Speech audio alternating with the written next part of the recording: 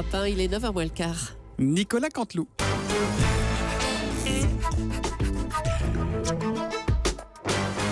C'est presque de l'info, c'est la revue de presque de Nicolas Canteloup.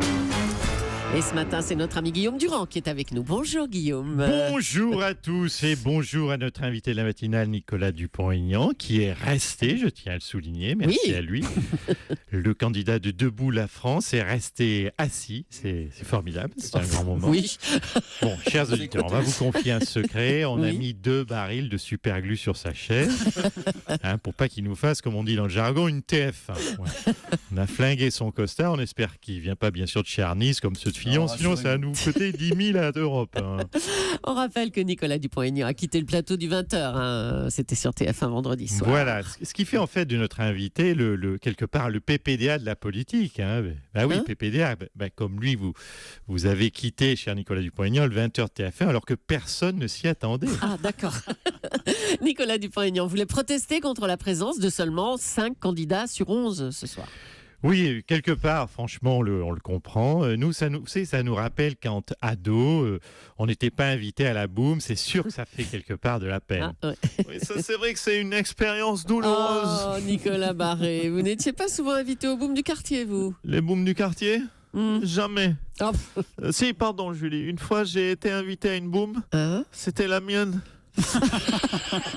Mais comme personne n'est venu, le résultat était à peu près le même. Il n'y avait pas une grosse ambiance.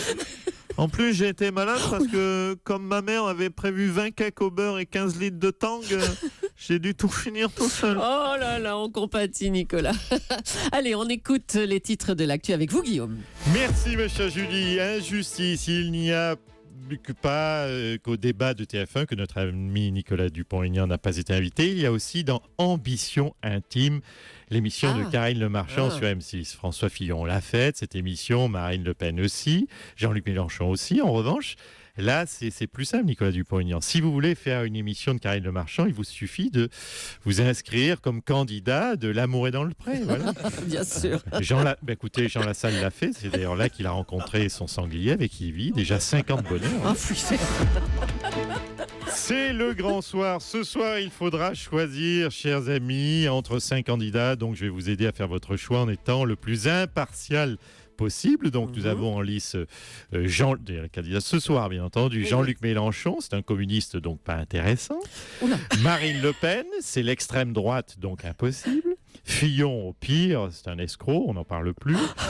Benoît Hamon, même son propre camp ne veut pas de lui. Et Emmanuel Macron, lui, il est jeune, il est génial, et tout lui est réussi, voilà. Et vous êtes sûr que vous êtes impartial, Guillaume? Non, enfin bon, je vous explique. C'est pas ça, c'est que Jean-Marc Dumonté, notre producteur bien-aimé, annonce partout dans la presse qu'il soutient Macron. Oui, voilà. On a lu ça ce week-end. Et la dernière fois que j'ai dit du mal de Macron, il a baissé mon salaire de 25%. Du coup, comprenez que je m'adapte légèrement. D'accord. Vous comprenez que si je dis vraiment que Macron c'est un candidat de la télé-réalité et que c'est un jeune papré qui se fait élire juste sur ses yeux bleus, Jean-Marc Dumonté va me supprimer mes tickets resto.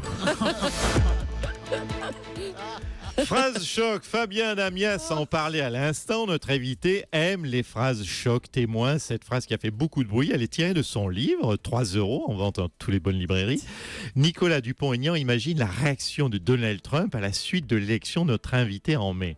Et il dirait ceci, Donald Trump, au moins la France a retrouvé ses couilles. Alors, on a appelé, cher Nicolas Dupont-Aignan, Donald Trump, on n'a pas une bonne nouvelle. Il vous situe pas bien. En fait, il sait pas où est la France non plus. Donc voilà, c'est de la fiction. À vous, Julie. À bientôt, Guillaume. François Hollande vit ses derniers jours à l'Élysée. On va l'accueillir tout de suite. Bonjour, François Hollande. Oui, bonjour. Merci de préciser ces derniers jours à l'Élysée, parce que c'est vrai que vous avez dit à l'Élysée, parce que c'est vrai sinon ça sonne morbide. Et bonjour bien sûr à Nicolas Dupont-Aignan, un candidat que je le dis, je respecte et que j'estime même, car il peut, je le dis aux Français, il peut gagner. Il est en position de pouvoir gagner. Vous savez, quelqu'un qui n'a aucune chance sur le papier peut gagner. Je suis bien placé pour vous le dire. Je l'ai fait. Alors, on en vient au grand débat de ce soir, le grand débat.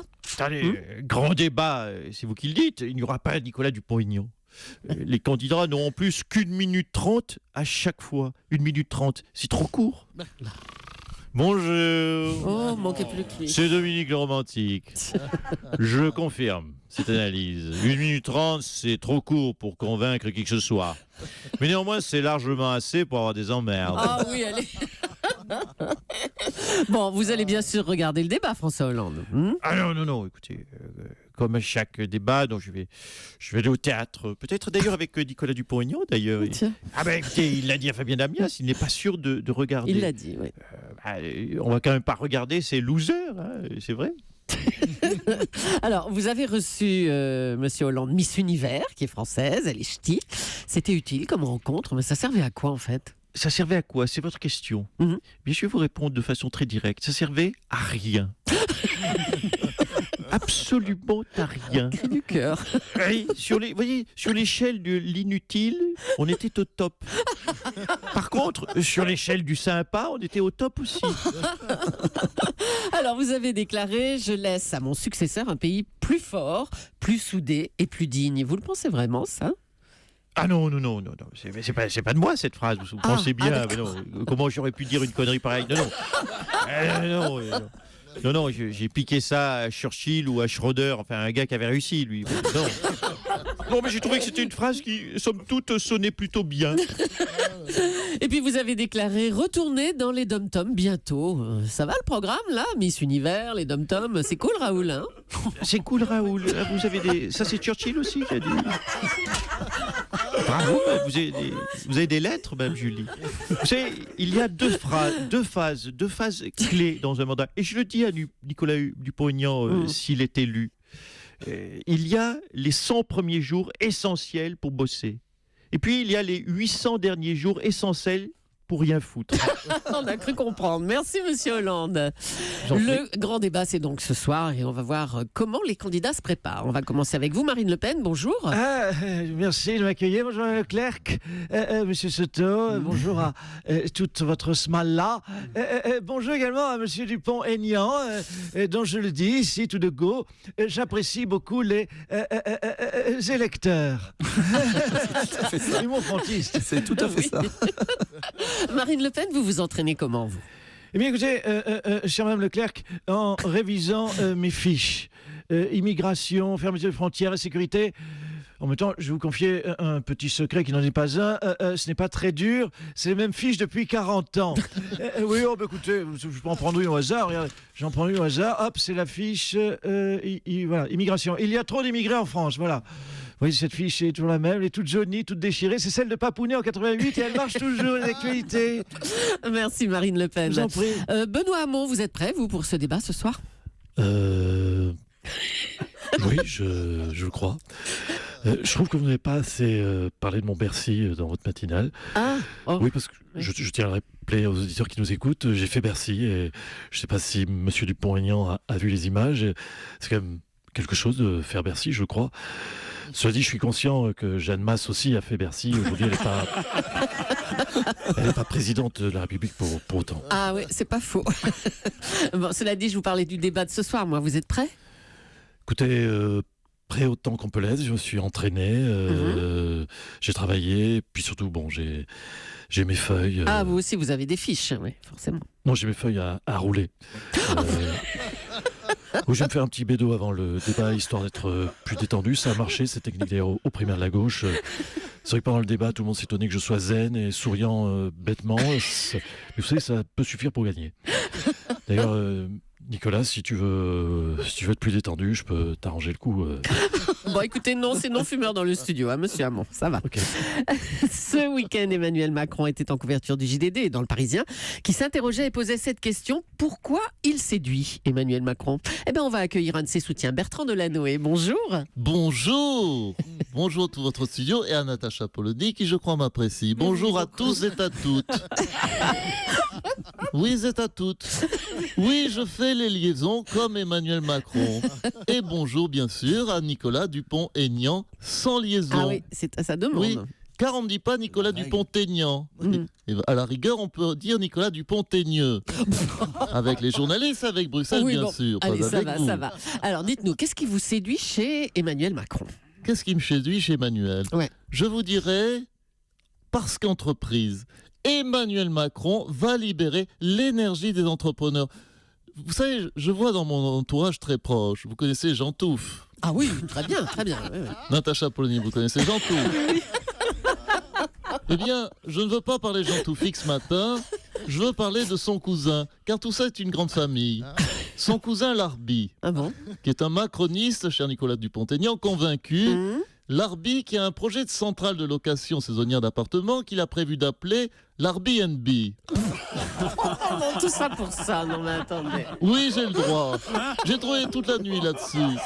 Mais c'est une bonne idée. C'est pas mal, ça sonne déjà. Ah, ça sonne très bien. En tout cas, ça fait son petit effet dans ce studio. Oui, vraiment, oui, oui. Et il n'y aura pas que des studios, et aussi des 2 pièces, des appartements, des maisons à louer. Chez l'Airbnb. Oui, oui. Merci Bertrand Delanoë. Je vous en prie. Nicolas Dupont-Aignan est donc toujours avec nous. Jean Lassalle, vous non plus, vous n'avez pas été invité au débat de ce soir sur TF1. Est-ce que vous comprenez que Monsieur Dupont-Aignan ait quitté le plateau du 20h pour protester l'autre soir? Tout à fait. Et merci à Nicolas, à Dupont et à Aignan. Merci tous les 3 de nous défendre. Moi non plus, je le dis, je n'ai pas pu venir à ce débat avec mon béret et mon gros nez. Je le dis sur votre antenne, merci de m'accueillir, c'est un déni démocratique. À TF1, ils m'ont dit, avec beaucoup de culot, Monsieur Lassalle, vous, passe encore, mais on ne peut pas faire entrer tout votre troupeau de moutons. Eh bien, je le dis, mes partisans ont le droit d'assister à ce débat. Oh, mais enfin, pour assister à un débat, un troupeau de moutons quand même. Mais ces moutons, Madame Julie, c'est mon bureau politique. Eh ben. Et ils n'ont pas voulu non plus que m'accompagne mon directeur de campagne, Qui c'est? Jean-Jacques, Oui. un magnifique bouquetin de 1m73 au garrot, très civilisé. J'ai tenté, pour autant, de négocier en leur offrant une terrine de placenta de sanglier femelle, Ah non, arrête. mais la direction de TF1 est décidément incorruptible. J'en prends note. J'invite sur votre antenne, solennellement, Nicolas Dupont-Aignan à débattre avec moi dans une champignonnière des Pyrénées, prévue à cet effet. Monsieur Dupont-Aignan, j'attends votre réponse. Si vous acceptez, il y aura un petit verre d'alcool de bienvenue de Hérisson séché. De hérisson séché. Merci, Ouais, bravo à Nicolas Canteloup et à ses auteurs. Philippe Cavrivière, Laurent Vassilian, Arnaud Demanche.